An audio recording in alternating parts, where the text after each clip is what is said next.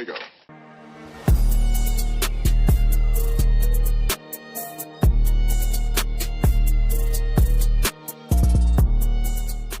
Yeah, you can. You can if you want.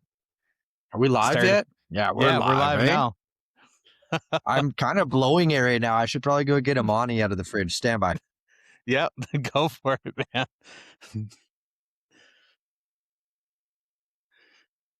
Can't say we've started an episode like this before, but I love it so far. I mean, we definitely All right, should. we're back. Let's talk sled. There he is. Nice. Okay,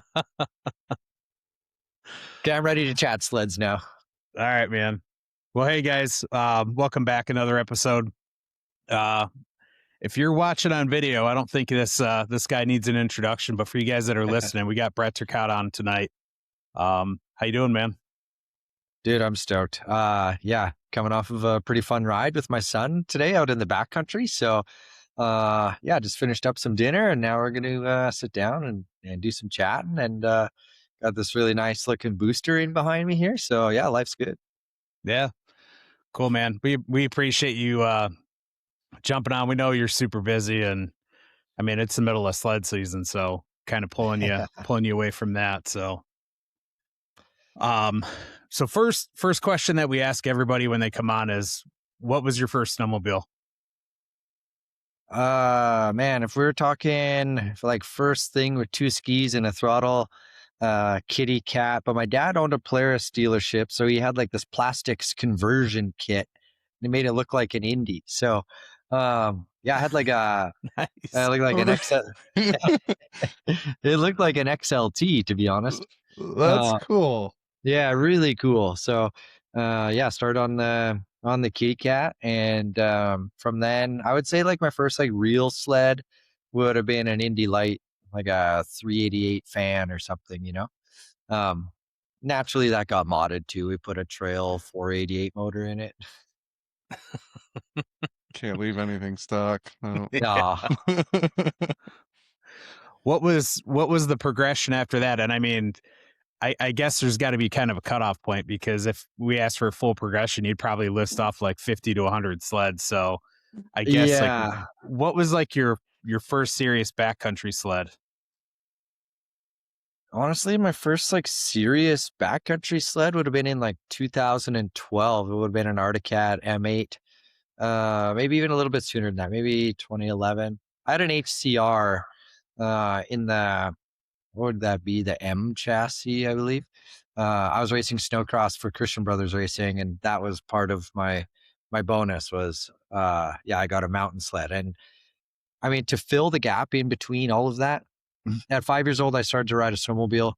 At 13 years old, I signed a factory snowcross contract with Blair Morgan Racing.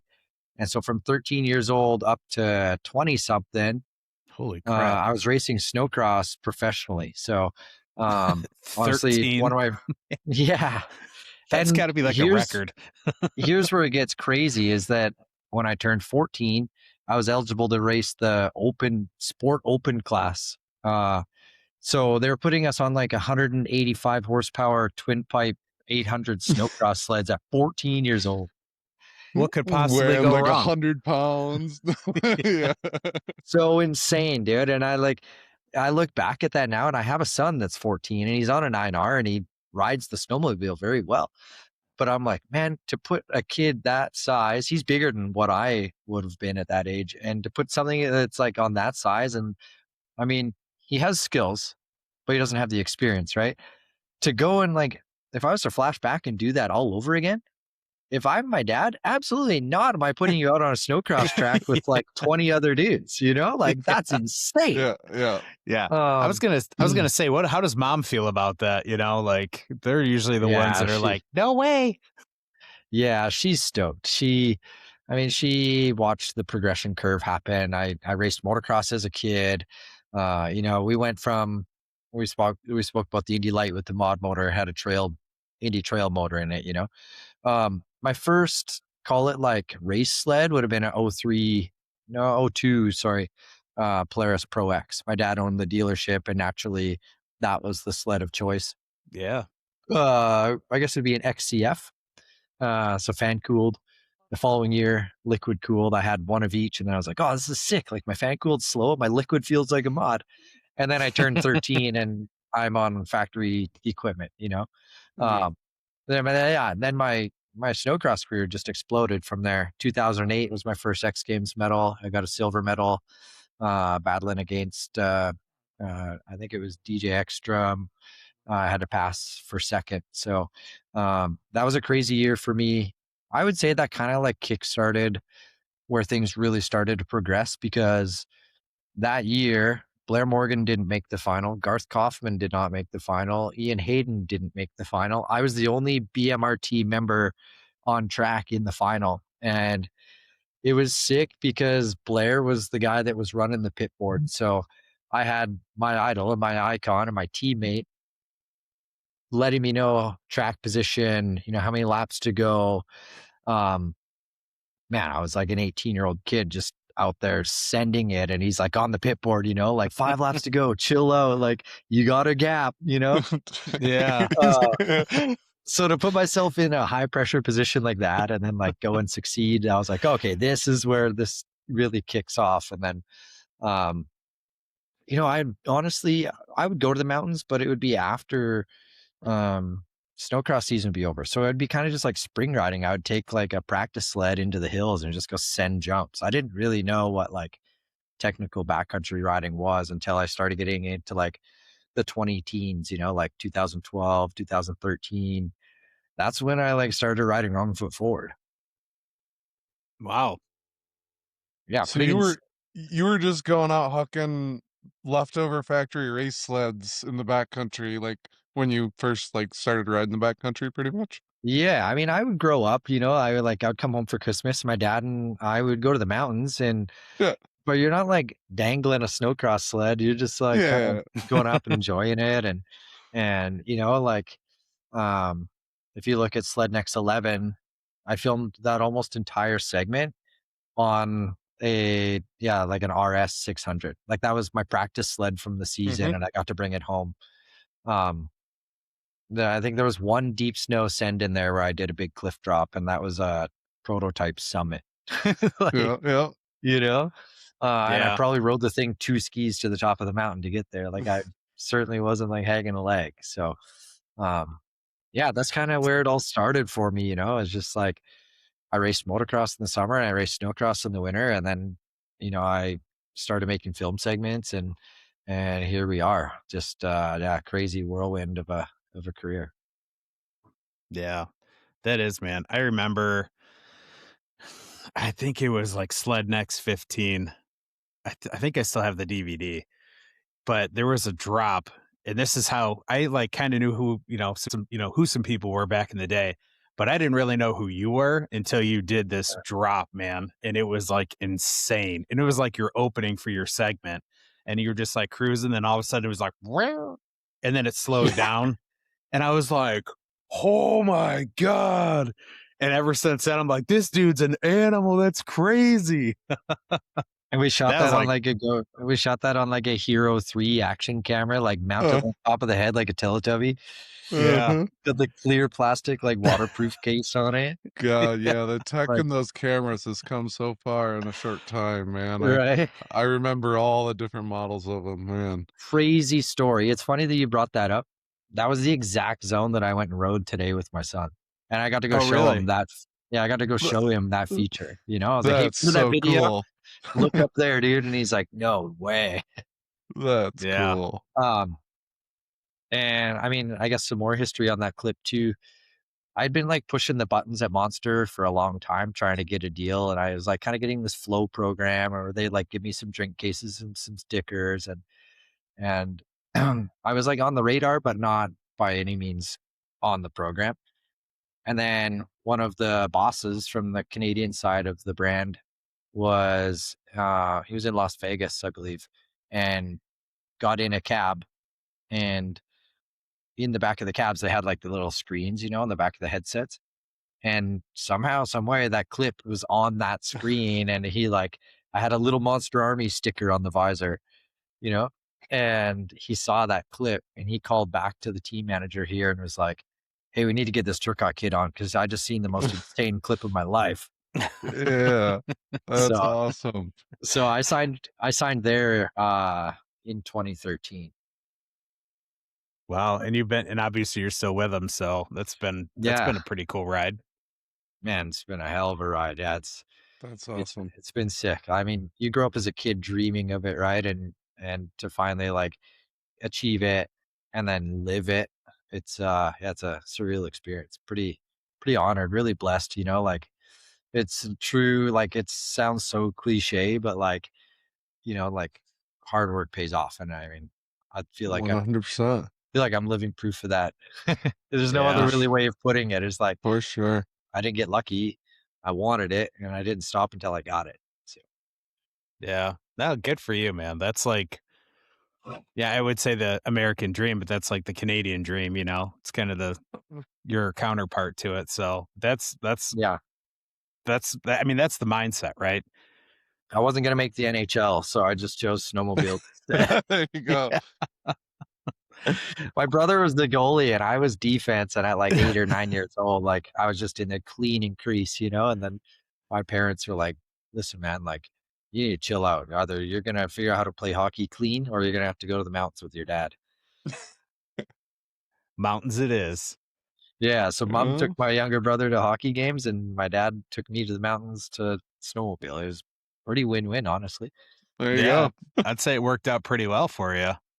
Yeah. So, did when you started doing I mean, you were pretty young when this happened, but when you started doing snowcross, like, did you think this was gonna be like a career? Like, it sounds like you were hoping it would be, but I mean, like, at what point were you like, "Yeah, this is what I'm gonna do?" It was almost secondary, maybe at first, because I had just had inspired or aspired to want to be a professional supercross racer for so long. The unfortunate part about being from British Columbia is that you don't have supercross tracks for 8 months of the year because there's a lot of snow around. Um, Yeah. so for me, it fell into my lap naturally, but I also like I knew of Blair Morgan, I knew of Tucker Hibbert, I knew of these legends in the sport. But I didn't ever think that that was the direction that I would head. But there was a turning point where I started to realize that, okay, like supercross really isn't a reality. Racing professional motocross, maybe. And I went down that road for a while, and I mean, I was like top 20 in Canada, not like a standout by any means. I was doing everything I could, and then I'd face injuries or something would happen. And then I'm like, damn, like, okay. And then at 13, you know, at 13 years old, I go to the snowcross race in Beausejour, Manitoba, and it's an off weekend for the national circuit. So the Skidoo Scouts are there, and um, I signed up for every junior class that there was available to race, and I'd swept every moto. And so then the scout from Skidoo or from the Blair Morgan team specifically, Jamie Ansu, he comes over and calls me over, and I go and meet him, and I didn't understand that he was in a wheelchair. I just couldn't figure out why he didn't want to get out of his car, like it was freezing out. I don't blame him.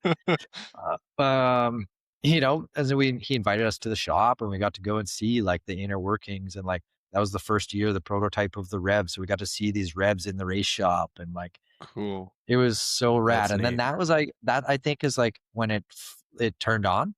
I was like, okay, this is the path that it's trying to take me down. I'm just going to follow the lead and see where I end up. Um, and when you're 13 years old and somebody offers you a contract and there's a free snowmobile, a free gear, a free travel, you're like, oh my God, I made it. Yes, this is the dream. Yep. You take that deal. Yeah. Meanwhile, my dad's like at the risk of losing his players dealership because they're pissed that I signed this Skidoo deal. And then he Ooh, owns a logging company at the same time. So he's managing I don't know how he does it because it blows my mind. Um, you know, and then they would pay for my travel, but not his. And then he would have to come with me to the races because I'm a minor. And so then I was like, I was living my dream and my dad was supporting it with everything they had. And, my mom obviously too, like at home, keeping things on track. And, um, yeah, it was a snowball from there. We ended up losing the dealership. Just there was conflict of interest there, and it wasn't really my fault, but it wasn't like my dad's fault either. It was just like hey, your son is well on his way to this really successful career, and you're trying to sell Polaris's, and he's racing Skidoos. It's like this just isn't. So he kind of just like turned it down into a small engine shop and kept the logging business going. And um, yeah, it's crazy, man, to think that at 13 years old that fell into place for me, and it has led me to where I am now. It's pretty surreal. I feel like those days of those stories are pretty numbered. You don't hear too many like that Yeah, anymore. Yeah. for sure. Yeah. That is true, man. So like Blair Morgan, Tucker Hibbert, like anybody else that was pretty influential for you growing up? Yeah, Carl Kuster, Oh yeah. he was from Canada, so that just kind of like naturally made sense. Steve Taylor, he was on the national team. He was also on Blair Morgan's team. So he's from only a few hours away from where I grew up living. So uh, you know, it was crazy to look up to these guys and then be around them 24/7, you know. Another one, Willie Elam, like when we reached 15, 16 years old, where we could be, on the road and be doing our schooling and stuff on the road, like Willie and I were like roommates. Like we lived in the basement at these not boarding houses, it was families of the race team, but like my bed was in the room and his was across the way. Like so I grew up around dudes that were really sick on snowmobiles, and yeah, pretty stoked to be able to still do the same thing. That's awesome. That must have been just so surreal to be such at such a young age and being Yeah. able to work with people that you see like and look up to in the industry, and then you're peers with them all of a sudden, you know? Yeah, and I think that that's what instilled just like the never quit attitude is like Blair would go get his ass kicked by Tucker, but then he'd be in the gym Monday morning working harder than anybody else there because he Yeah. didn't want to get beat next week. And so then I would Yeah. see that and I would see the efforts and the rewards, Um so I think that I guess that form of professionalism and grit, like I mean, this past X Games journey for me was the hardest one I've ever had to deal with, and I just never quit. I just kept grinding, and um, I mean, yeah, when the going gets tough, the tough get going. So Yeah. Awesome, awesome. Well, I mean, it shows. I mean, you've made it. Obviously, everyone in this industry knows who you are, and you wouldn't be there if you didn't, you yeah, know, yeah, give it your all. So it's pretty cool. Like I say, I feel like really blessed to be in this position. for sure, good segue there. I'm on X Games, man. I mean, take us inside X Games this year. The whole vibe. What was the atmosphere like? Yeah, I mean, X Games started for me, mid September. I was out elk hunting out in the bush and just happened to be like in a glimpse of cell service and not even enough service to like process iMessage or, get Instagram messages or anything. But I kind of was like on this high ridge and there was a bull bugling in the background. And I'm like kind of trying to on my phone, like trying to figure out my next play. And then my phone just starts like lighting up. And it's like, is it really back? Are you going? Did you get an invite? And I got all these things. And it's just like immediately I was like, damn, it's happening. It's really happening. Yeah. Um, and so then, I mean, it was later part of the morning and I just let that bull go to bed and I grabbed my stuff and head back to the truck and pinned it into town about an hour and got into some service and got right into business. So that was the start of it for me. Training camp, I got back to elk camp and chopped down the biggest fir tree in the lot and just started chopping wood. Yep. I was still in camp for another week, so I was using my legs. I need to use my arms too. So So you're doing that was all good. like a Rocky workout, Absolutely, dude. My like dad's name is push-ups in the Rocky, so it barn just and works. Canadian Rocky. Yeah. yeah, the Yeah, Canadian Rocky. it works out. My dad's name is Rocky, so yeah, it's true. There you There you go. go. And so then that started, and I came back home here in October and started training. I've been riding my sled from the end of September, pretty much till the end of November. Like I would ride two days a week, sort of thing, to my airbag, and when the weather would permit, and I had guys to come watch, and But the end of November was tough. I was trying some tricks to the airbag that I was learning, and I had done a bunch of them to the foam pit, and had a trick get away from me on the airbag and just put me in an awkward position in the air. I wasn't even committed to the trick. I was just kind of easing into it. And yeah, I just got it into an awkward position where I couldn't get away from the sled. I couldn't get back to the sled. I was just kind of like hanging on with one hand, feet were away, and I just felt like I was hanging on to an anchor and I was just getting drug underwater. Uh, but I was falling from 40 feet in the sky. And Yeah. the sled, it landed on the airbag. So the sled landed on the airbag. I'm still attached by one hand. And just before the sled lands, I just let go and like try and give it a little shove. And the sled lands. And then I just take the handlebars, everything right to my torso here, this, like right in Oh. this region, Oh. um, and laterally broke 4 or 5 of my ribs on my left side and put a hematoma on my femur, like the end of my femur smacked the end of the handlebar hook, and it gave it a burst fracture, like the skin just like it hit so hard that it just split. Mm. Uh, Wow. so I like roll the bottom of the landing and I'm laying there and I'm like, damn it, this is it over? Like my femur feels like it's broken, and and I had some good medical staff, not, I wouldn't call them medical staff, but there was a RCMP officer on site and all my close friends and, Shitty Nick is there. And we realized, okay, like it's going to be about a 40-minute ambulance ride, or if you just scoot me into the truck, like you guys can have me to the hospital in 10. Yeah. Uh, so we went with just scoot me in the truck option. And man, I've never had the wind taken out of my sails so hard in my life. Like it took everything for me to just like catch my breath back just because I had been compacted so hard. And so then you start spiraling, like, is my lung punctured? Should I be driving down right now? Like I'm on the phone with my wife on speakerphone and can hardly get words out, just like to speak loud enough to the truck speaker. Yeah. Um, but I had good guys around me. They called ahead, and I mean, there was familiar faces at the hospital, like people like, "Oh, hey, Brett, like what happened? Like you were up at Kyle's again, weren't you?" Like, yeah, it Here's was your like, coffee cup. Yeah. Your normal so room. so there's some comfort in that, right? Like, my wife was like, she did what she could at home. Like, hey, if it's bad, let me know. I'll come out there because I'm 4 hours, sorry, away from home at this point. So, yeah, that was a brutal blow. So I had to take I was supposed to take 5 weeks off. I took 3.5, maybe. I rode at Christmas in the backcountry just because it was driving me nuts, dude. It was the most insane Needed something. December, Yep. the most insane December backcountry riding. And I'm just like laid up on the couch watching videos and of, guys and just like deep in scroll holes, just like, man, this sucks. Like what can I do? But Yeah. I have a really good sports therapist here and a really good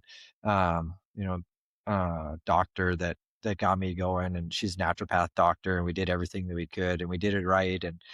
And yeah, man, came out January 1st, got back on the steed and just started hammering. And like I said, the adversity was just like repetitive day after day after day. It was like I got back on the sled, and then just from transport and moving the ramp from the training facility to back home and then flipping it over, and just like the thing, it was rifling, like it was built square when we initially built it, but Yeah. when you move them around, they twist. So Yeah. Yeah. Yeah. It's a um big piece to move. Yeah. yeah, so it had And that's not rifling in it. something you want when you come off the top of a jump. No, so we battled that for 2 days straight. I got a welder fabricator to the site, and I would hit it 4 or 5 times, and I'd flip it, and it would just be crooked. And then we'd make a change to the ramp, and it would maybe be a little better, but maybe not. Maybe it was just me. And so I battled that, and yeah, sports center right in the middle of my training camp, like just a random call, like, "Hey, we need you at sports center in like 2 days. Can you make it?" And I'm like, well, absolutely, I'm gonna make it, but like you guys are kind of calling me right in the middle of my training camp, like, Yeah. and they're Yeah. like, I know, but like, but you get an opportunity like that, you don't turn it down. Like Yeah. that's the world stage of sports, is like to put For sure. snowmobiling in that arena, Yeah. like that meant more to me than 2 days of training just to get back comfortable. I wasn't like deep into my training camp where I was pushing myself. I was just getting back to being comfortable. So, Mm. yeah. So we did Sports Center and built a new ramp. That took another 2 days. So now I'm like sitting here, like balancing, like, look at the days I've missed and look at the days that I have ahead. And they're starting to shrink on the ahead part. And I'm like, damn it. Mhm. Like this is, Yeah. this is tough. I need to just go with my gut and do what I know how to do. I'm not going to step out of my boundaries.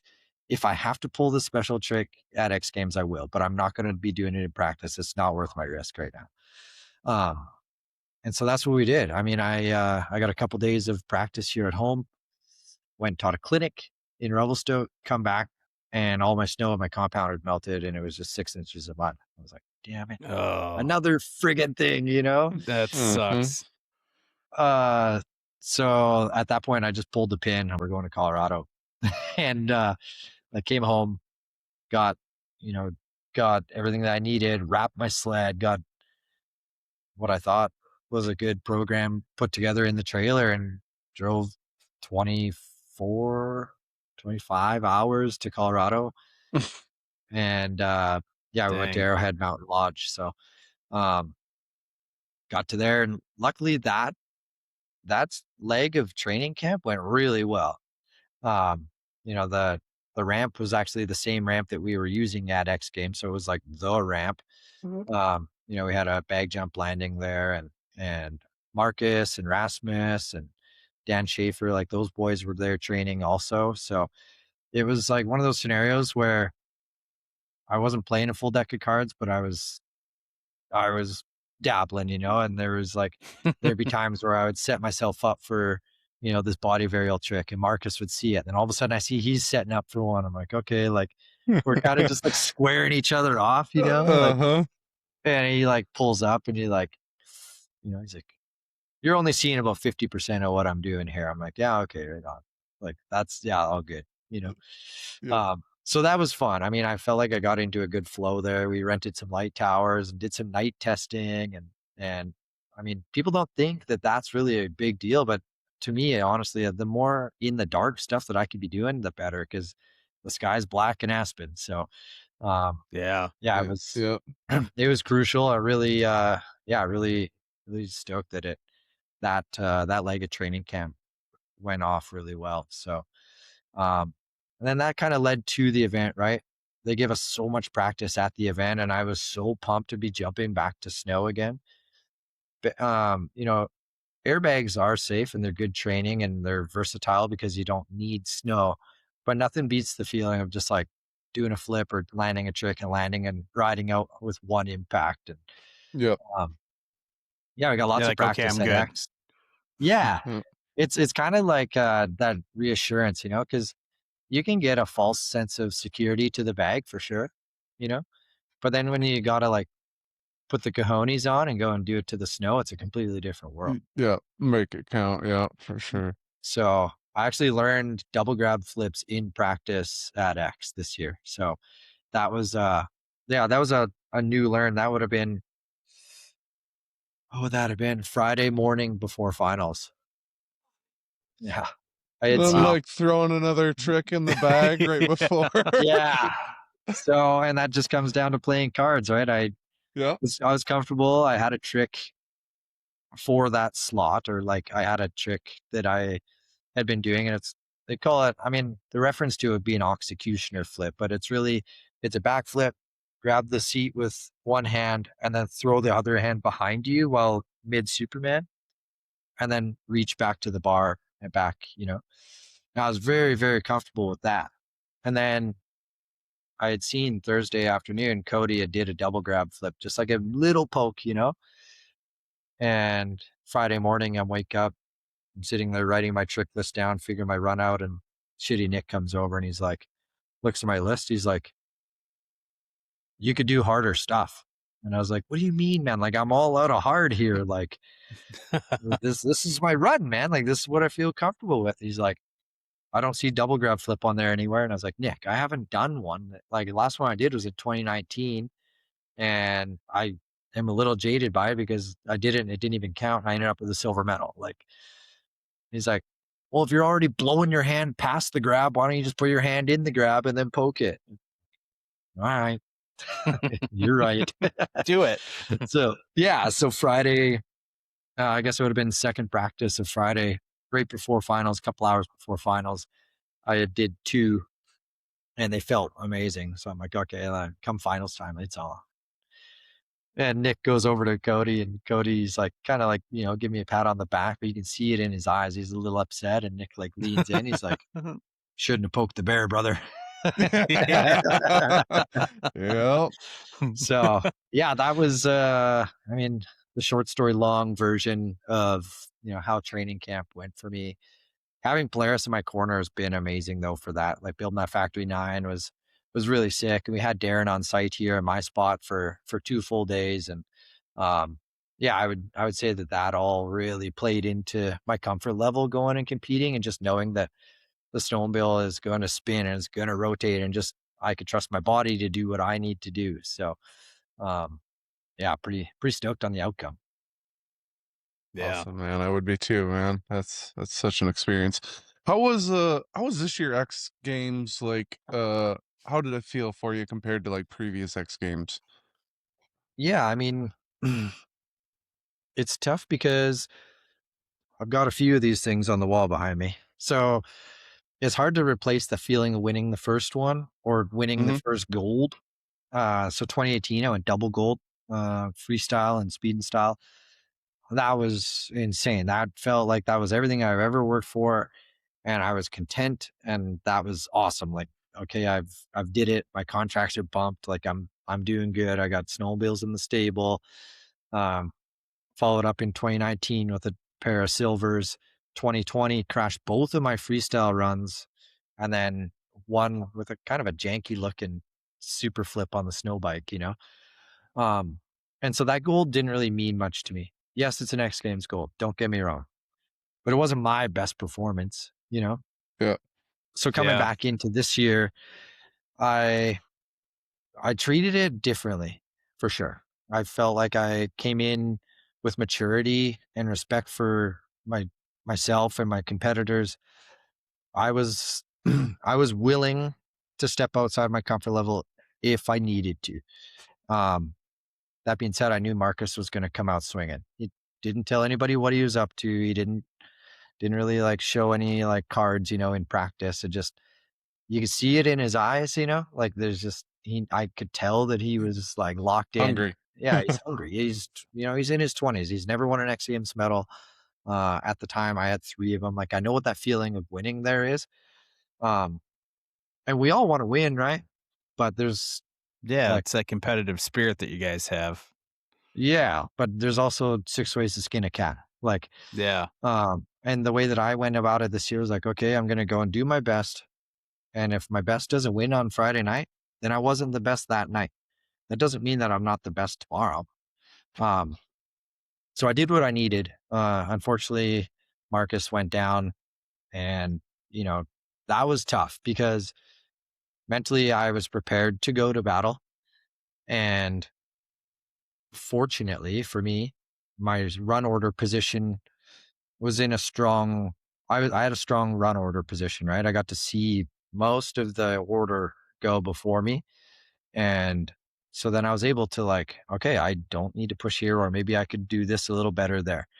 So I just tried to play the smart game. And after being on the ground twice in 2020, just trying to push the limits of the sport and push the limits of myself, it felt good to go and just get a run out of the way and be like, okay, let's see what this one goes, you know? Hmm. Um, I mean, and it worked out. And the hardest part of that whole deal was I was right after Marcus. So, you know, there was a big delay in there between riders, and, the snow started pounding. The run into the ramps had quite a bit of snow on them.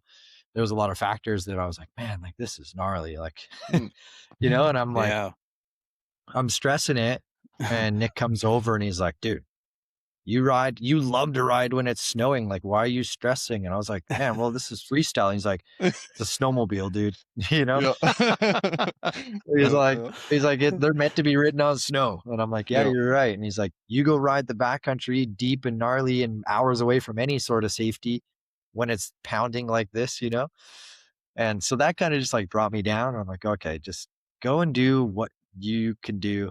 And yeah, it worked out, man. That was the highest freestyle score I've ever achieved. So yeah, Nice. it felt good to get back to the start corral and you know, hug my wife and hug my friends and high five. And I think you could see it in the sort of like mid-show silly. Like there was so much built up in there that I just needed to get it out, and I ended up just like 2 foot stomping and like gorilla Yep. flexing, you know. So Just sticking all the landings. Yep. Well, yeah, yeah, it's like that gap where they didn't have, they didn't have it at X Games, and then they bring it back, and then you're training, you're working hard for it. So it's just a culmination of that hard work paying off, and that's got to be a great feeling. yeah. There's that, and I mean, there's like just that satisfaction of like still belonging at the top, you know? Like you always have those doubts like, okay, is it this year that I get shoved down to the podium or shoved down off the podium, you know? Um but for me that gap where we weren't competing at X was probably a little bit of a blessing in disguise because I was chasing so hard, you know? Um and pushing so hard also. But I got to enjoy snowmobiling in the backcountry a lot more when X Games, you know, took that hiatus or that we had that break in between. It was 5 years or Mm. 6 years. So, Yeah. um, you know, I found different avenues to push myself and to push the sport and to push the snowmobiles. You know, I banged off a bunch of world firsts in that time. So I think that kind of fueled the fire too, you know, it was like, and I don't know if they showed it in the broadcast, but they played some clips out of that sledding, my movie that we Mhm. did Yeah. last year. And Um, like that for me was satisfying to see that, you know, what I was doing out in the backcountry was getting global recognition. So, uh, yeah, really cool to, like I say, I just stayed behind a set of handlebars, whether it was a dirt bike or a snowmobile. And, yeah, just never quit grinding, you know. Dentist says I got bad teeth because I'm always grinding. Yeah, yeah, yeah. I Do you feel love that that. riding in the backcountry like that during the hiatus helped progress your freestyle, in the natural environment? I think it did for sure. You know, I think it was one of those things where, you know, I had to go out. Nobody tells you to go do a KOD flip snow to snow in the backcountry. Like that comes from Mhm. within. So, you know, for me, I had to find ways to keep challenging myself because without that, I kind of just felt like there was something missing, you know? Um, and that was the way that I was able to get that fulfillment of like just being a badass. And like that's all just self-driven. You know, obviously you have friends and influence, and my wife actually influences me a lot on some of the gnarly stuff that I do, you know. I'll come back with like a straight flip from the hills and she's like, "Oh yeah, cool." And I was like, "What do you mean, oh yeah, The cool?" She's best like, best you could do. "Yeah, she's flipping in the backcountry since 2013. Like it's not that serious, you know?" Yeah. So I'm like, "Okay," like, you know, so she puts me on check and I'm like, "All right, Yeah. well, wait till you see this shit," you know? Yeah. Yeah. Uh so yeah, it really gave me, I guess, that confidence of a lot of that stuff that I was doing out there was like one and done, you know, like the big Yeah. KOD flip in the movie from last year. That was the first Yep. time I even hit the jump. I didn't know if it was going to flip or if it was or not, or like, I was just like, Wow. trusted my instincts, trusted my skills, and went Yep. and did the move, you know, and stomped it and rode away. And it was like, that was extremely satisfying for me. So when it came time to have to try the double grab flip at X Games on a perfectly shaped ramp with a perfectly manicured landing, I was like, okay, I got this. Like this isn't that bad. So I Yeah. think that it played into that a lot more than maybe even what I give it credit for, you know? Yeah, 'cause, oftentimes in the backcountry, you're not dealing with best case scenario, and in the freestyle world, it's a manicured ramp, it's set up, the geometry of it is gonna be the way you wanna hit it. Not always the case in the backcountry, so I could see No. where that definitely Yeah. can help out, Yeah. being For able to make decisions on the fly and make stuff happen can probably be a big crossover in both worlds.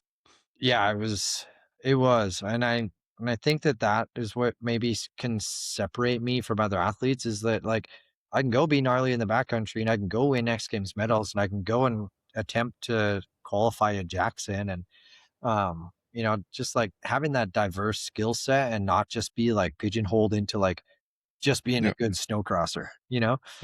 Yeah. All around. Yep. Yeah, there is, several different aspects of snowmobiling now, and with the dilution of like what is pro, like anybody could be a pro at this point. So it's it gives me some, I guess, some confidence that if I could do this, I could also do that, and I'm really good at this. And if I could do better here, then I'll be really better. Like I'll be really good at this. Yeah. It Yeah. They all all kind of tie like in together. Yep. yeah, like my snowcross skills tie into my freestyle. My freestyle ties into the backcountry, and then my backcountry ties into the hill climb racing. And it's a crazy position to be in. Yeah, and For sure. what's crazy is that, I mean, there's different avenues that people are introduced to you, right? Like back in the Yeah, day, people knew you as Brett the snowcross racer, and sure. then I found you. I knew you as the backcountry rider.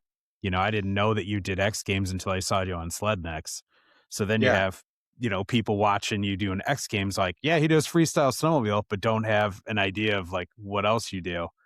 So yeah. it's kind of crazy, man. Like you're very well rounded in like everything with a track and skis.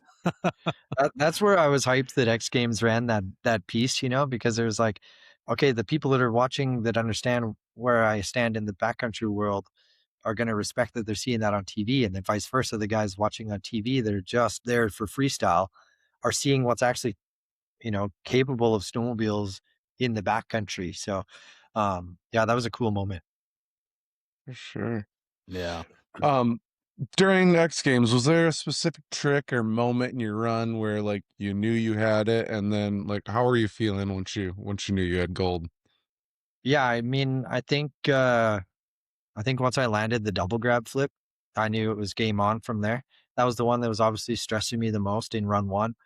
Um, and I landed it, and I felt like I had a good extension on it, and yeah, I turned the corner and was able to get another hit in. So um, I don't even know if that one counted or not. But I was just fired up. I was going for it. Yep. Yep.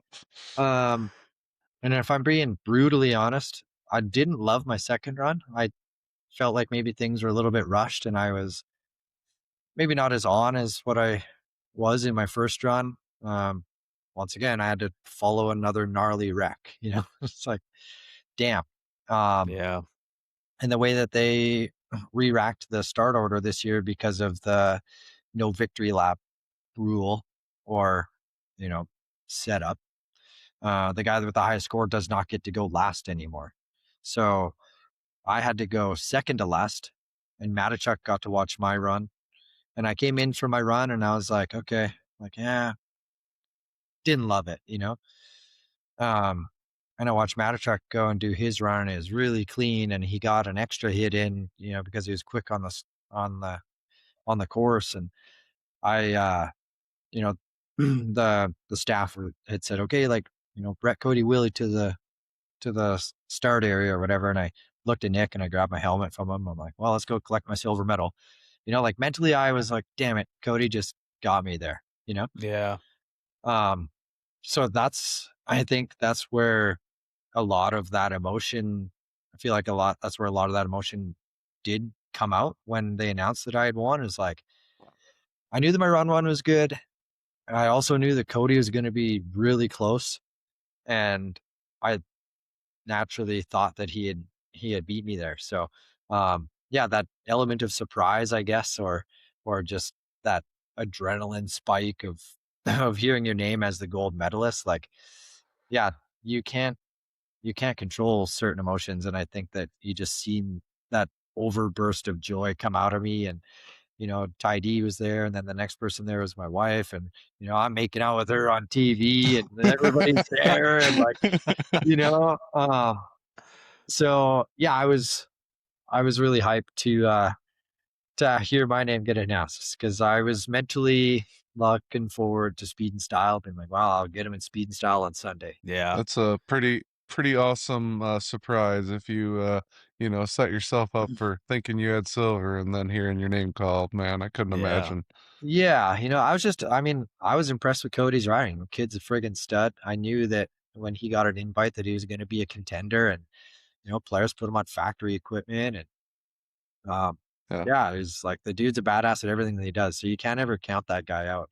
So um, to share the podium with him and Willie is really dope. We ride a lot of freestyle shows across the world together, and we spend a lot of time together. And like I said, Willie and I have been teammates in the past, and I guess we're teammates again. He's back on Monster Energy, so yeah, really really cool to be able to share that moment with those guys. And obviously my wife being right there too. And I had a lot of my close friends there with me this year. I was saying, to everybody that this is the first year that I've went with like a crew. We rented a house, and there was 14 of us in the house, Nice. and bringing the gold medal back to the trailer, and like I could hear the trailer before I could see the trailer. I'm like, damn, this is sick. Already knew the atmosphere going on. Yeah, yeah. We had a song picked out for the week, and that song was just on repeat the entire time. It was on. It was on when I put my gear on. It's on before I head out, and it was on when I got back to the trailer. Now we need to know what it is. Yeah. Man, I don't even. It's called Victory Lap. It's a it's a gnarly party tune. It's sick.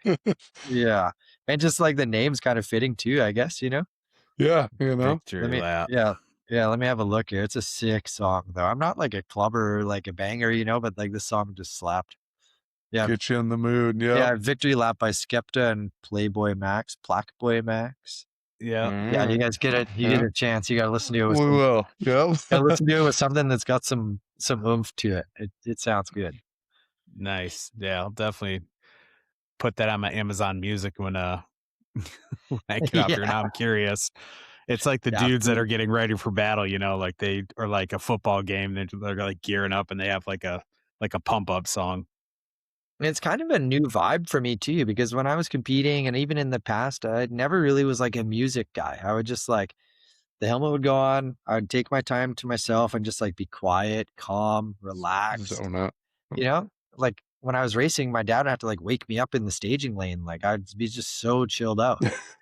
And then this year we're training, and one of my buddies from home here, he's like, "Man, we like this year's about vibes. Like you need to just have like good, fun vibes around all the time." And so then, that's where like the having all the friends around, and like I was going through emotions that were pretty serious. They're just like competition emotions, and just like disgruntled and upset, and just like so locked in. And my buddies are just like laughing at me, like, "Man, you're an idiot. Like, just it's not that serious. It's like let it go." Yeah. And then like they'd be Yeah. playing music, and yeah, they did a really great job of keeping it light and having my wife there. She's just like the night before contest day is the hardest you would ever have to try to go to sleep, and just Oh, I bet, Do man. you even sleep? Yeah. man, I don't know. Like, I mean, I was doing the math on it. Like, not that I've been going consecutively, but I started going to X Games in 2006, and it's 2026 now. So you guys do the math. Like, if for 20 years I've been going to this venue minus that hiatus, so call it 15. Yeah. Um, some years are better than others. So I mean, this year yeah, obviously I was stressed, but I was excited. And then you get those two emotions and you try and close your eyes, it just doesn't happen. So, Mm-mm. yeah, just lay there and just scratch my back, play with my hair, whatever it is, to just like Put me to sleep. put me to sleep, dude. Um, yeah. So, um, yeah, it's cool to have a whole crew like that, and we kept the vibes really light. We had a good time, and yeah, it was pretty sick. No, that's good, man. How would you say, like, while we're on the topic, how would you say it's evolved since you started, like the whole freestyle riding? Yeah, I think that. I mean, this year for sure, the evolution come from the next gen ramp. It's a new ramp that we've been riding just this past year, actually. Um, it's taller. It's the same finish angle, actually. It's 54 degrees at the top. But I'm gonna say close to 2 feet taller than the standard snowmobile super kicker. So the radius is actually drawn out for a longer span. which works really good for the snowmobile. So, um, think that that really helped with a lot of the tricks, just the rotation of the snowmobile being really consistent, and just having more pop. I mean, we're probably 3, 4 feet higher in the air than we have been in the past.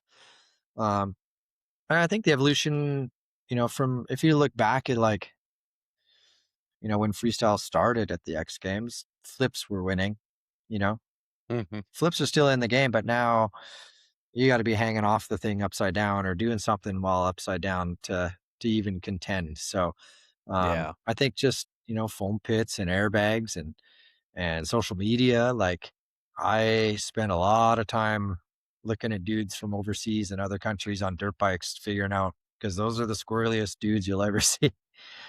They are going for it.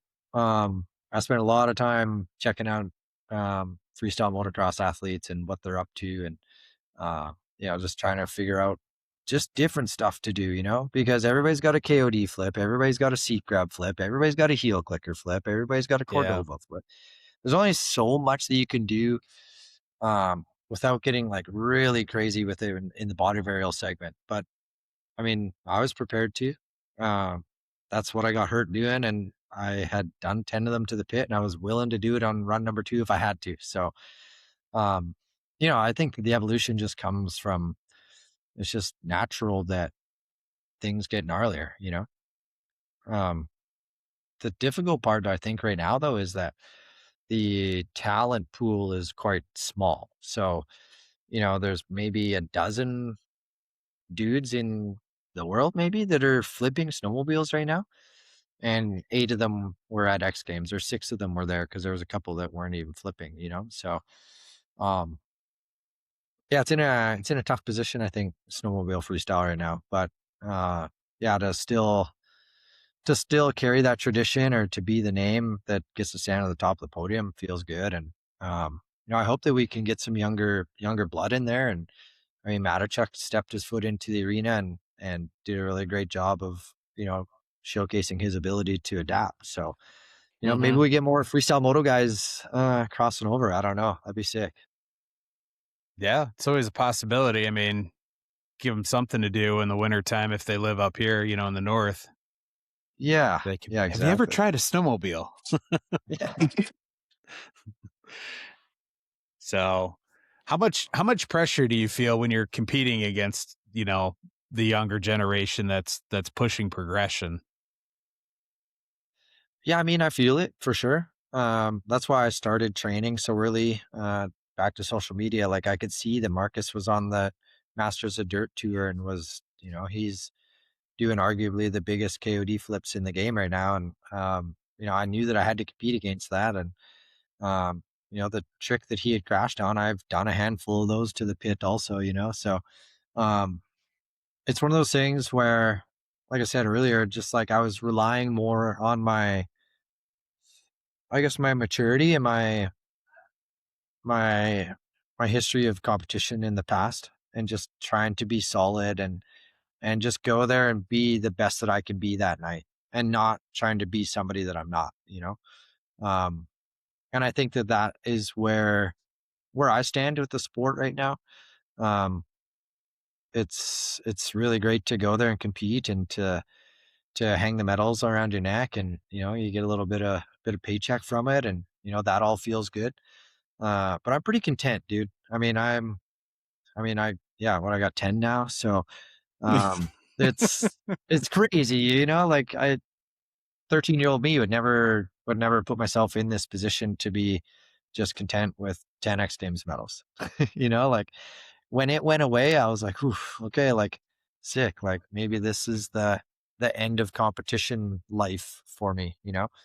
But yeah, pretty sweet that it came back, and yeah, a little bit bummed about the speed and style outcome. But if you're gonna get a silver medal to anybody, or against somebody, there's nobody better to compete against than Willie in that aspect. I mean, him and I have a very similar career path, and that is his first gold medal. That's gonna give him like another 4 or 5 years of wanting to keep going. So Mhm. Yeah. I think that was really sick for him. it's funny because you can't really hear us under the helmets, but like every corner that I run it in on them, I'm like yelling at them and just like laughing and like Yeah, yeah.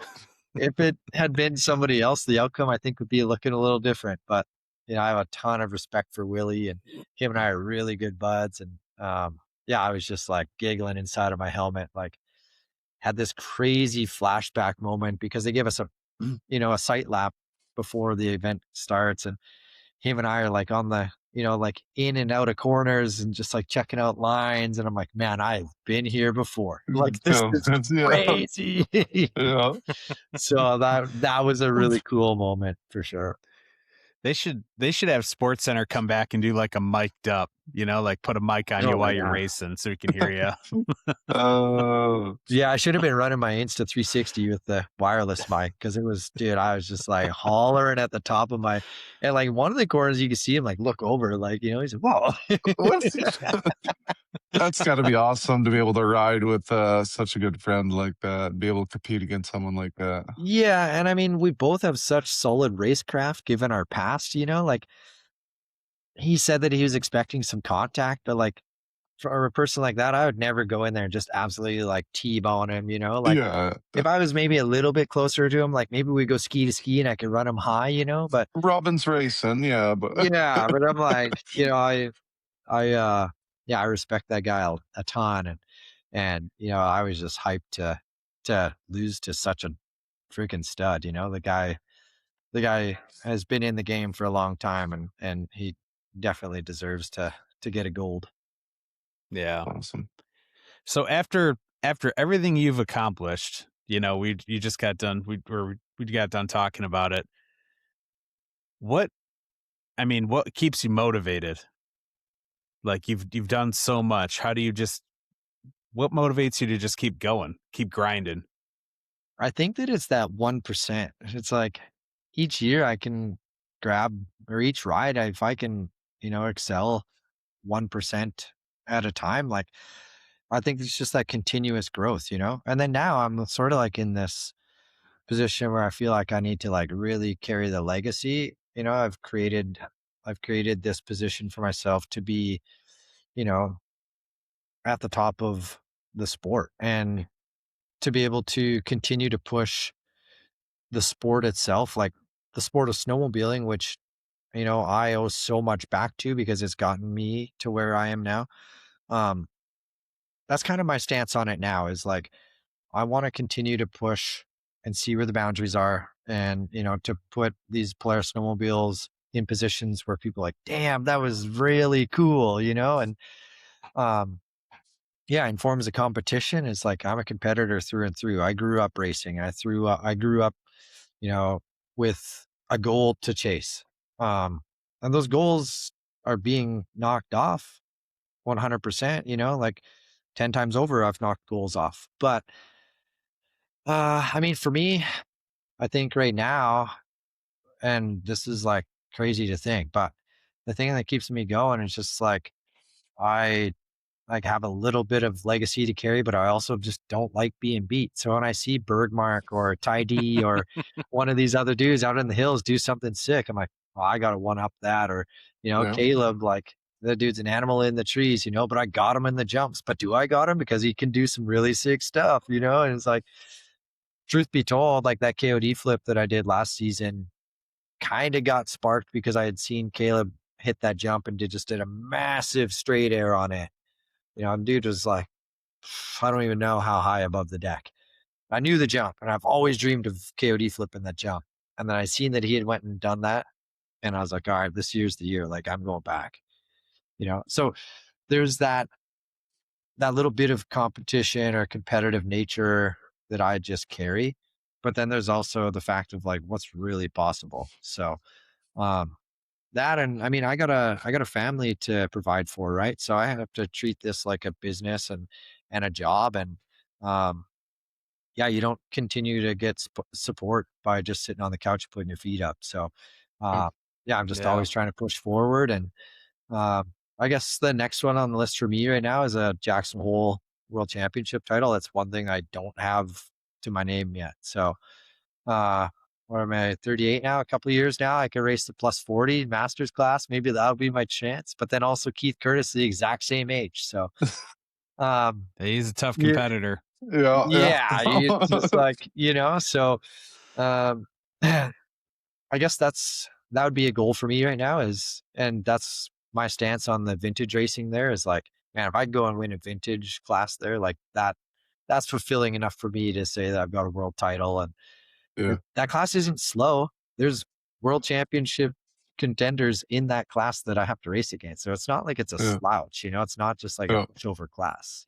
Yeah. Um, yeah, so just like always finding something to chase, whether that's, a gnarlier line in the trees with my buddies or getting above them or racing through the trees or, a Jackson title.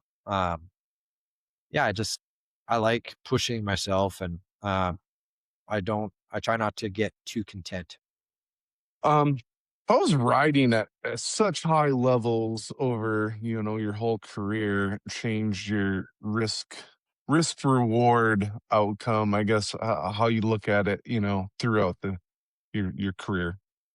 Yeah, I mean, if we're looking at the backcountry side, there's always inherent risks, right? You have weather, you have snow predictability, you have all these different aspects that you need to be able to try and micromanage, right? Specifically today, I took my son out, he doesn't spend a time in big country. I wanted to go and try this zone and go and scope out some stuff that I want to film later on in the season. So I figured today would be a good day to take him there. Um, we got in there and I'm like, all right, like it's a little suspect right now. The conditions aren't like super stable. So we're going to stay off of all the big slopes. So kind of just skirt around the mountain, look around. It's like, um, managing those risks for me, comes fairly natural. I feel like when it comes to competition risk versus reward, I have to be very specific, I guess, as to where my limit is. And I think that this year at X Games was the perfect example of that. I had two tricks written down on my run list that if I had to do them because Marcus landed everything he did, I would go and do that strictly based on the fact that like I did 10 of them to the foam pit and I didn't get the chance to do them to the airbag because I got hurt. But the 10 that I did to the pit were excellent. It was great, you Uh, know. Um, then if I only got to do it one time at X Games and get a gold medal, like to me, that's worth it. And they uh, weren't tricks. I could say it easily now because it's hindsight. They weren't tricks that were at such high risk that I was really worried about bodily harm. I mean, when I broke my ribs, I was like not even attempting the trick. It was just a fluke thing, Yeah. Had I attempted the trick, there's positions in there where I could push off of the snowmobile and get away, and like I could slide out on that snow landing. Um, so I think that that's where it came down. And to me, as far as like that risk versus reward was like, I had to run one. I understood that if I needed to and run two, I'm going to have to just step a little bit outside of my comfort zone. But is it that far out of my comfort zone? Because in 2018, I did a very similar trick and it was no problem, you know? Um, and so I think that that just comes with my competitive nature. And then also, my maturity as far as competition. And like I'm 38 years old. Like I understand that, you know, win or crash isn't really an option. Like it is at a certain point, maybe for your first gold medal, aka Marcus. You know what I mean? Like he was willing to risk everything to go win that medal that night. And I went mhm, in there like, if I'm gonna go do my best, and if I'm not the best, then somebody else was, and that's okay. You know, Yeah. like when I won in 2018, it was all or nothing.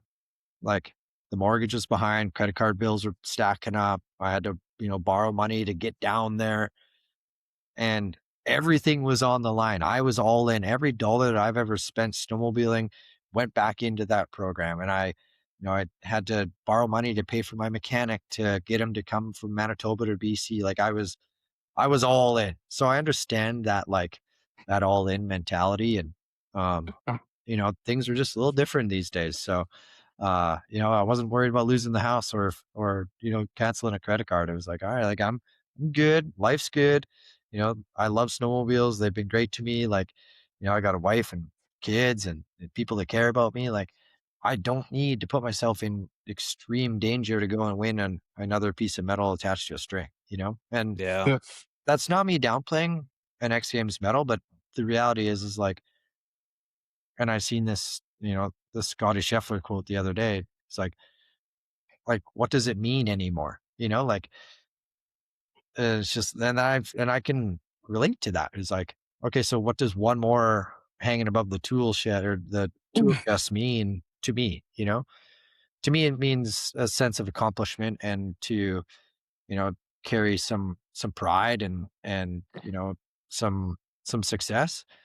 But at what cost does that come? So Yeah. this year I went in to try and just do my best. And if I wasn't the best, then somebody else was. But that's a lot different than the 2018 mentality. I went in like Yeah. looking to stomp throats and win by a mile. Yeah. Not gonna Yeah. say, maturing definitely, but you definitely realized, your priorities. You wanted to win, you needed to win. Then now, you still want the win, you still have the drive for it, you're there to compete, but, it's not make or break it for you. Yeah. Yeah, That was some like real talk. it's real, it's heavy. And I mean that's the reality of the situation. Like people don't understand, like you win an X Games gold medal. It's not $1 million check and you're set for life. It's like, what I invested to go and compete there, I'll make that back and then a little bit on top. Yeah, yeah. Um, and I think just understanding that maybe is part of that success or that relief of like when you do get that gold medal and it works out, you're like, damn, this is sick. Mhm. Like I'm coming out of this with a gold medal for one. I get to share with all my friends and my wife and my dad are there. And I that was really special for me this year to have that crew there. Like everybody that was there had a major role in getting me to there. And yeah, that was me getting the medal around my neck, but that was for everybody involved for sure. Like we all got Yeah. to celebrate that. That's Very cool, awesome. very cool. What's your typical off season look like? My typical what? Off I don't get season one. when No. Gotcha, gotcha, yeah, yeah. My typical off season looks like about 1 week in April or May of no snowmobile riding because I'm prepping race bikes for my daughter. And then we go racing motocross all summer. And I go and do freestyle motocross shows all summer. So pretty much every weekend of the summer, we're either at a motocross track or I'm at a freestyle event. And then heydays comes around. This year we did the golf tournament, so that chewed up some time and provided some good memories. We're gonna do it again. Um, Hmm. that was that was just before heydays. Heydays, I guess, is like a little bit of a break, but Yeah, I'm riding, I'm doing stuff. yeah. You guys have been. It's not like Oh, you're yeah, just chilling. yeah. Um, then there's about 2 weeks in September where I just try not to do anything that involves handlebars because I want to go chase bugling bulls and get some meat for the winter. So, um, Yeah. yeah, I guess off season would be like a week in April or May and a couple weeks in September. There you go, Yeah, there you go. Very it's short off sick. season. Yeah, I'm not bitching by any means, but Yeah, yeah, yeah, it's lucky for me that my wife and my daughter they want to go to the races. My daughter races 65cc uh, girls class and she does well. And last year was a learning experience having to race the 65 and have a clutch and gears and jamming the start gate like Chase Sexton and just tucking the front and all these little like lessons. But it's cool to see that my daughter obviously for one looks up to what I've done in the past and she Yeah. she thinks it's cool, but then also she could yeah. give a care less about the dirt bike some days and she just wants to inflate the freaking tumble mat and do you know double back handsprings down the garage floor. Yep, yep. She's in competitive cheer, so she's if she's not like conditioning herself for cheer, she's we'll spend a if I get 1 day of practice out of her on the dirt bike, that's a really good week. So, um, Wow. yeah, it's cheer and after school basketball. And, I'm Oh trying to yeah. sneak in fishing trips and, planning my schedule so that I can make it to these events. So, yeah, Yeah. there's no real off season. Yeah, usually behind a set of handlebars almost every weekend. Always working and fit in life when you can. Yeah. Yeah, and I think that that's where today. I mean, I keep talking about today, but it was really special for me because It sounds like it was an awesome day. yeah, Yeah. just like I was able to show my son like I jumped off of that, and like you see in the video, and he has the reference, Yeah. and he understands it. Yeah. Yeah. Um, but also that was the first time this year that I've been able to get on the mountain with my son because I do work every single weekend, and the Uh, next games took so much time. When I'm away in Revelstoke teaching clinics, he's at home here and, I'm organizing with my buddies to pick him up and take him riding. And like, so I'm putting like, I'm putting a lot of my friends to take my son riding. And, sometimes he'll end up on the same mountain as me and I'll see him up there while I'm doing clinics and he'll come over and say, "What's up?" But I don't get to see him ride. And then I got to see him yeah. today. I'm like, damn, dude, you're getting good. Like, like Picking we're up some lessons. yeah, Yeah. we're dropping drainages and like, these wrong foot forward and staying on edge and like, I would drop down something, then radio him in and, at That's 14, like I was just doing laps around a snowcross track. that's awesome. Yeah, I know. I wish I had that experience at such a young age, man. That's truly awesome. Yeah, and That he's on. I mean, is. he's on good equipment. It's nice. It works. That It never works in hurts. his. It works in his favor. Yeah. He's got a 9R 155 325 E start. Like yeah. Oh yeah. He's set up Yeah. well, and it's yeah. Today was cool to see that. I'm like, damn. Like, all right. Like, maybe you do got it. Like Yeah. Yeah. Awesome. because we made a Yeah. pretty viral video a few years ago on YouTube. I mean, in YouTube world, maybe not like crazy viral, but Yeah. here's he was 11 on an 850 or something, and I had taken him riding to one of the local mountains, and that took off. I'm like, oh, okay, this is sick, dude. Like, people are loving to watch you ride. So I Uh-huh. would imagine give him a couple years, and we'll be creating content together, going back and forth on Awesome. rides. Oh yeah. Awesome. That'll Awesome. be That's that'll be cool. sweet. Mhm. Got a little bit of a two-parter here for you. Yeah. Is there any area that you've never ridden that's like on your bucket list that you want to go ride? And then what's your favorite area that you go ride?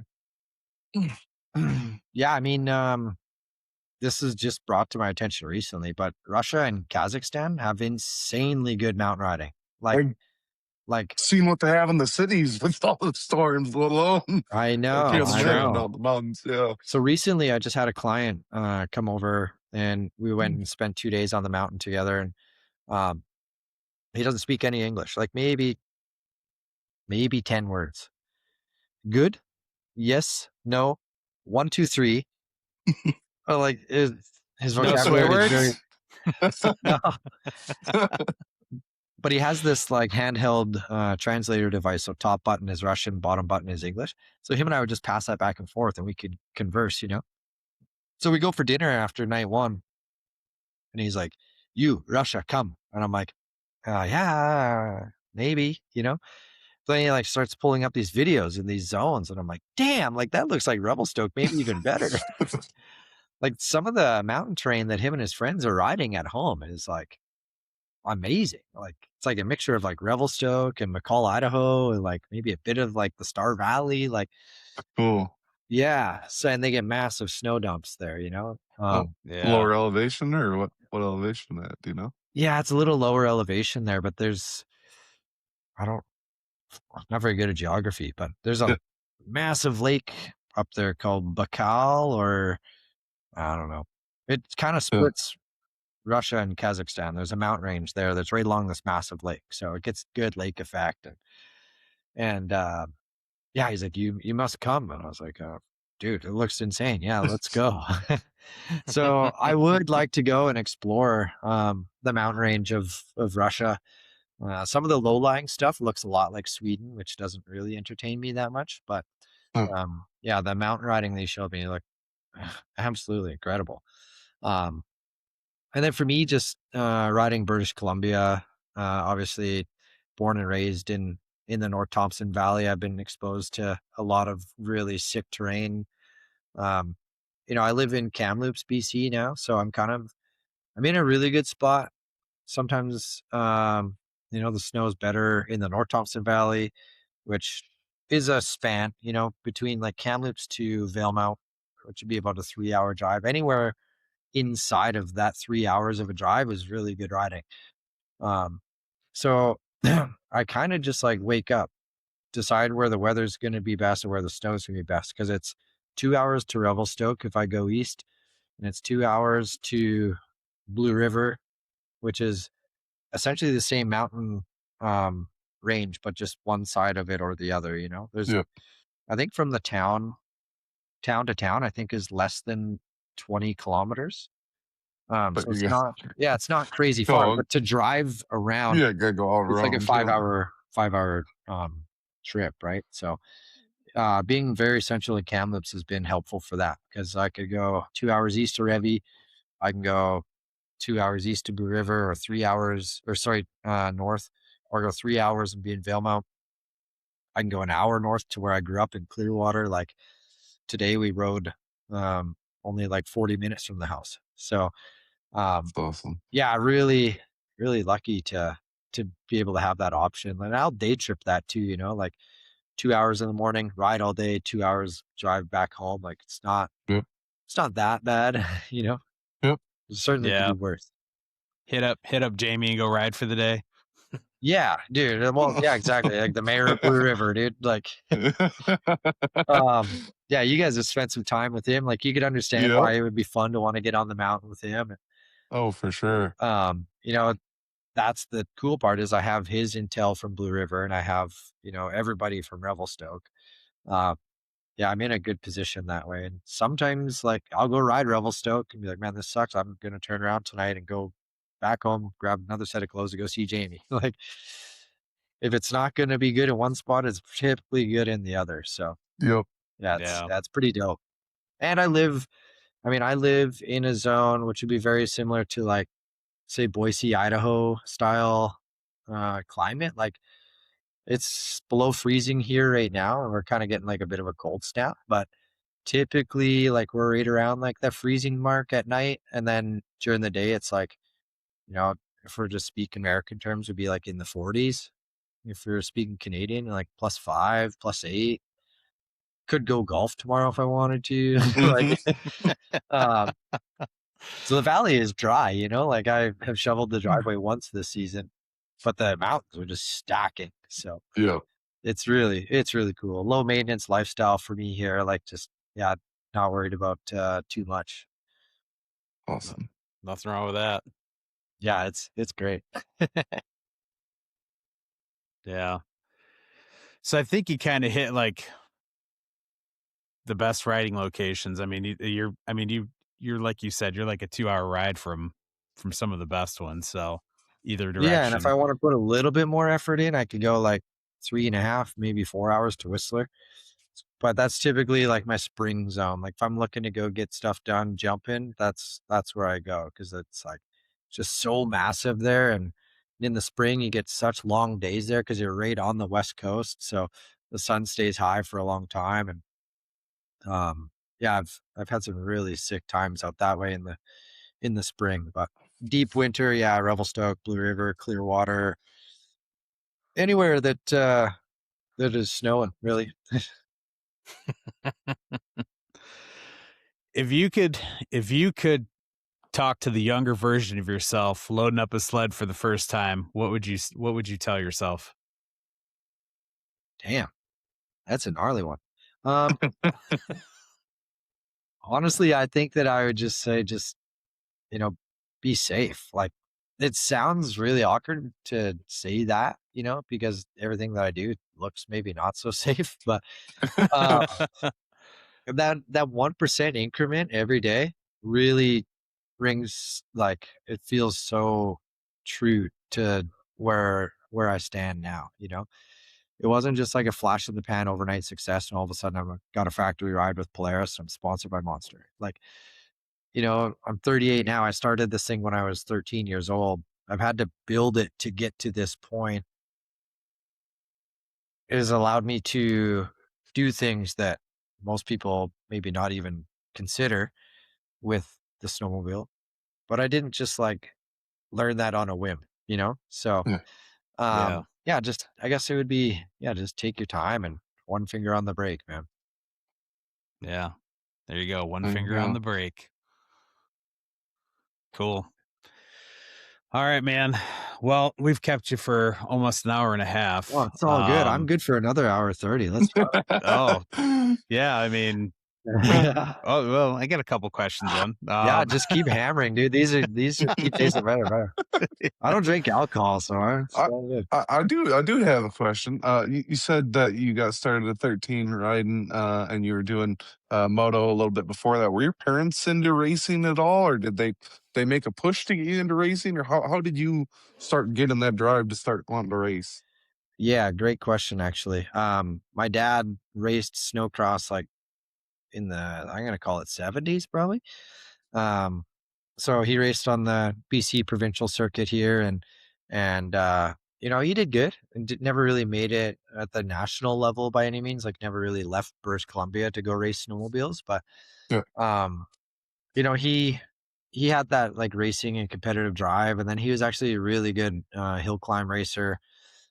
He raced like I don't know that he actually raced Jackson, but he went and supported teams there and had riders through his dealership that he was supporting, and so he understood what it takes at the highest level to be successful and you know to be a good racer. So um you know, that kinda happened, but the motocross thing just started, like, at 2 years old, I was riding a PW50 that he had at the shop, and yeah, I got onto dirt bikes pretty quick, like, at 5 years old, I was starting to race already, and you know, the first race that he entered me in was, like, this, like, little sprint enduro and blew the bike up, like, 100 yards from the finish line, and you know, I'm like standing there at the bike and he runs over to me and he's like, "Well, you got to push to finish." And yeah, and he walked beside me and I'm just this little 5-year-old grom and I pushed my bike 100 yards through the mud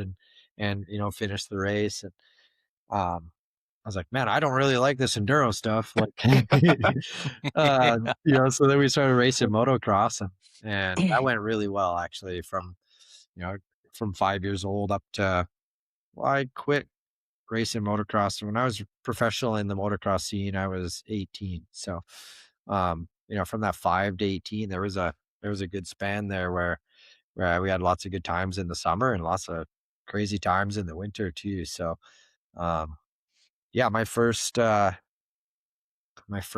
season racing snowmobiles actually was like just on a borrowed Pro X and yeah, I did really well there, and then I kinda just, like, fell in love with the Pro X from there, you know, and even still, like, that's still one of my favorite snowmobiles, and I think just growing up watching Jay Quinlan and Garth Kaufman and those boys just absolutely Hmm. sending it on those things, and, um, you know, at, uh, at the Backcountry Village event there was a really spicy looking 995 Pro X, and that fired me up, so, yeah, just always been around racing my entire life, and yeah, it doesn't seem really like I'm getting away from it. My daughter's racing motocross, so Yeah, yeah. No, that's awesome You're too. going to be involved That's for a cool. while. Sounds like she's got the same genetics for winning as you do, or wanting to win at least. yeah, she wants it. You know, I mean, there's some girls that have aged out of her class this past season, and just the other day she wakes up and she's having breakfast, and I was like, you know, we were just talking, and she's like, "Oh, I just realized that you know Jennifer and this other girl, I can't remember her name." Like, they're not in my class anymore. That means that I'm gonna be battling for 1st and 2nd. And I'm like, "Yeah, sick." Like, we're not Yeah. battling for we're not battling 3rd and 4th now. It's like, Yeah. you're either winning or you're the first loser, like, Yeah. you know? Yeah. And competition, like, you know, they won a cheer comp 2 weeks ago, like, a very large cheer comp here in BC, and, like, you know, she called me and she's just, like, over the moon, you know? So, That's cool. um, you know, to see her have that competitive side too, but then also I mean, she's just a young girl. Like she could some days care less, and then other days she cares. Take it or leave it. Yep. You know? Yeah. It's like, yeah, it's a crazy battle. I mean, um, there's my daughter Hudson, she's 9. My son Ezra, he's 14. I got an older daughter, Tessa, she's 16. And my wife has a daughter, which I call my own also, and she's 18. So we got 18, 16, 14, and 9. There's a lot going on at all times. Yeah, Yeah. yeah. I feel for you, man. I got 2 teenagers. Yeah. It's a lot some days. Yeah, and I mean, my son is just like he raced motocross for a bit, got banged up, had some injuries, kind of got over it. Now he's just like the style kid. Like he just like wants to have the nicest looking stuff. He wants to like make sure he looks good in photo and video. You know, Mhm. he Mhm. hasn't been on a moto in a long time, but this past summer he took my downhill bike, and I didn't ride my downhill bike all season because he was just on it.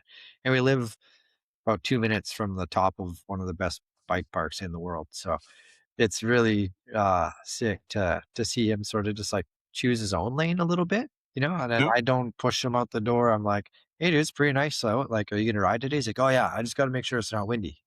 So he's like on the phone, checking conditions, texting friends and you know, I I give him a GoPro and he'll go and like put a line together on the park, and then he'll like get it on his phone and send it to me. He's like, "Dad, check it out. I got a new line, or like I did a new trick on this line today." So that's really cool, and not to like I didn't say, "Hey, go be a really good mountain biker." But now he just Yeah. just on his own hits the biggest and every jump in the bike park.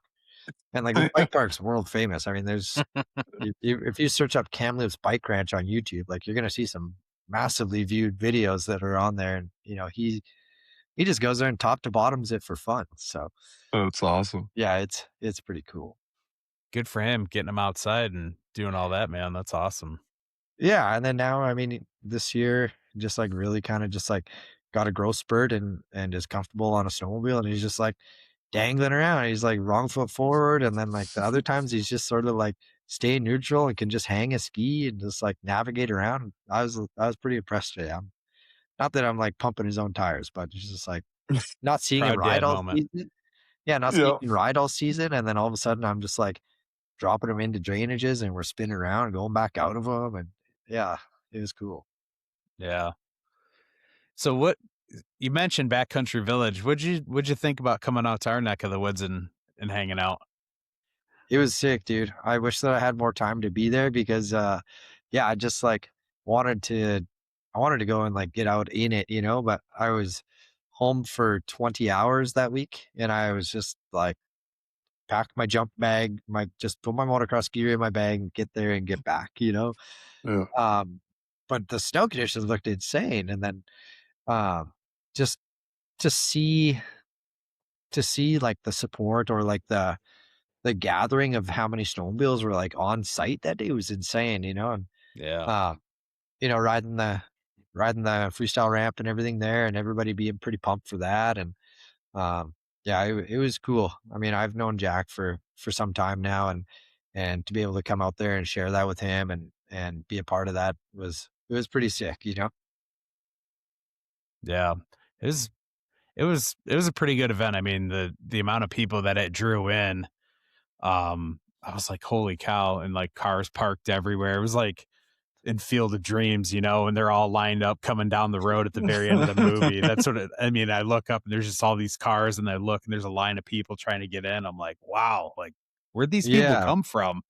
you pretty know? dope. And I mean, I haven't been even Blue River right now doesn't have snowbanks like that. Like to be into a town like that that has a snow base like that just felt right. Like it was awesome to be there and just like, yeah, you're like trying to look up over the snowbanks, and I'm like, I'm not a ditch banger by any means, but I was looking at like lines and stuff that you could be doing, in some of the snow. And I was like, man, this would be really sick if I had an assault or something. Yep. And I think that the Yeah. dealer had some sleds brought there for us to try and get out on, and we just really didn't have the time. Yeah. I was gonna ask you if you snuck out and rode it all while you were Yeah. up there, but I wish. Yeah. Maybe next year if we can time it so that I'm home for more than 20 hours that week. I literally had gotten home from X Games, put my dad on an airplane to Mexico, and spent a birthday and celebration dinner with all my friends in town here, and then got on a plane the next morning. So, Yeah. Dude, Crazy. that's a lot, man. I don't yeah, when I talked to you at the um or no, I think it was like after the freestyle show. It was in the parking lot still. And you're like, yeah, "Yeah, I'm heading out tomorrow morning." And I was like, "Yeah, I don't blame you. Like, you want to get home, but yeah, after hearing that, I'm like, "Oh, dude, I'm surprised you showed up at all." yeah. Well, I'm usually a pretty good man of my word. Like I told Jack that I would come, and nah, I would hate to not show up, especially after having that success at X Games and try and like bring that to town and share with Oh everybody. yeah. Yeah, it's pretty cool. Yeah. Yeah, that definitely helped get the crowd in there, but it was wild, man. Never been to anything like that. I can't say honestly ever. So Right. Still it's pretty sad I wasn't there. yeah, yeah, dude. Well, I have Next 2 year. work conferences a year, and it was that weekend, unfortunately. Right. That'll Yeah, happen. it was wild. It was a good weekend, good after I got to see party. all the snaps of it though, so that was fun. Yeah. Yeah, I came into the after party, did one lap. I took probably like 25 selfies and got my way out towards the exit door and was like, God, my flight was at like 7 in the morning or something the next day. Yeah. And I I and I can't believe don't you drink, stayed so as I was late as just you like, did. yeah, I just sort of like worked my way through and like said hi to the people and yeah, luckily, what was I gonna say? Luckily, we watched most of the Supercross before going in there, so it was like, all right, well, I watched the heats. I can watch the mains. Or I think we actually watched the mains on a phone standing in the corner there. Well, You should have told Jack, put it on one of the he's I got like all know, these projector screens, like, just give me one. Just give me one. I know, dude. We tried. Yeah. Yeah. All right, guys. Well, we're probably at a good stopping point, I guess. Yeah. We got So an hour It's a good 32. That's a pretty good one, man. yeah, good that's a I pretty episode. love good one. ripping. I love ripping pods, man. I could sit here and bullshit for hours. It's like, Oh, it- it's a sickness. I could no, it's all good, man. It flowed really well. And I mean, it's nice when we have it's nice when we have guests on and they answer the questions for us. Like they answer Yeah. our questions for us and it just flows. That's what we aim for. That's Um sick, dude. Well, let me know when you and want that's to do what another happens. one. So yeah. For sure. Yeah. Now that I got a hold of you, we'll Yeah, have to stay in touch and do another one. that's right. So all right, guys. Well, Brett, thanks again, man, for joining. Yeah. And appreciate it. Been an awesome conversation. Everyone else, we're signing off and going to bed because it is almost midnight here.